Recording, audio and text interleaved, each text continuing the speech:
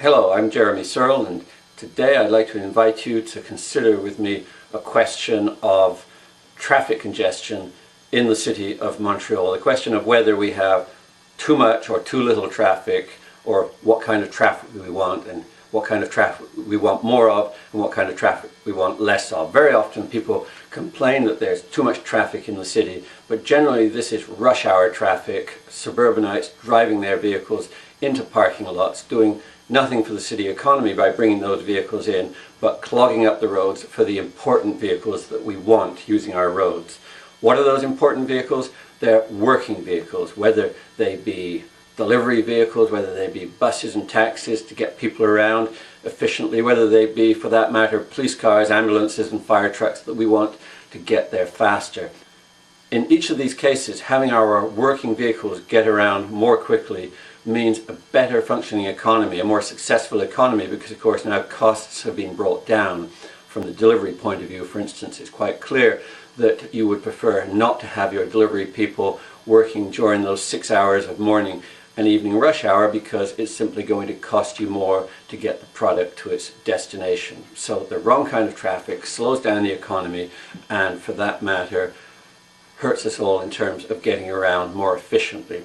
I'm going to invite you to look at some footage which I have in the traffic section of this website. And in one example we look at a downtown Montreal street, René Lévesque, on a weekday afternoon in April, busy afternoon. And in the other example we look at the same time of the year, same time of the week, a street in London, England, Great Russell Street, and I've done a vehicle count there. In the London example, 70% of all the vehicles counted are working vehicles of one sort or another, buses, taxis, delivery, and so on. And only 30% are identifiably private passenger cars, which may or may not, of course, be there for work purposes, but 70% are identifiably working vehicles. In the Montreal example, however, we have a dramatic and shocking turnaround where only 10% of the vehicles are identifiably working vehicles, and 90%, a staggering 90%, are private vehicles. Whether they're being used for shopping or work purposes we don't know, but only 10% are identifiably work vehicles. Hardly any buses, hardly any taxis, and very little in terms of delivery vehicles. In the London example, the traffic in both directions is counted.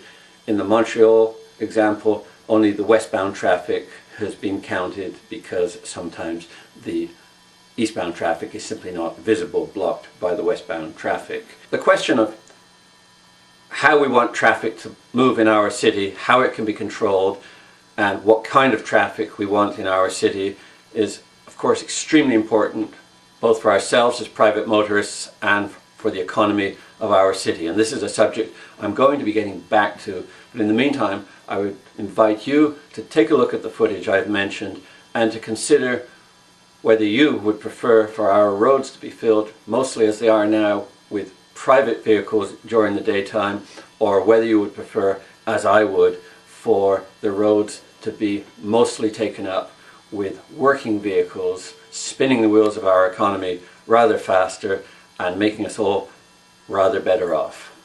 Something to consider, and thank you for participating today. Good day to you.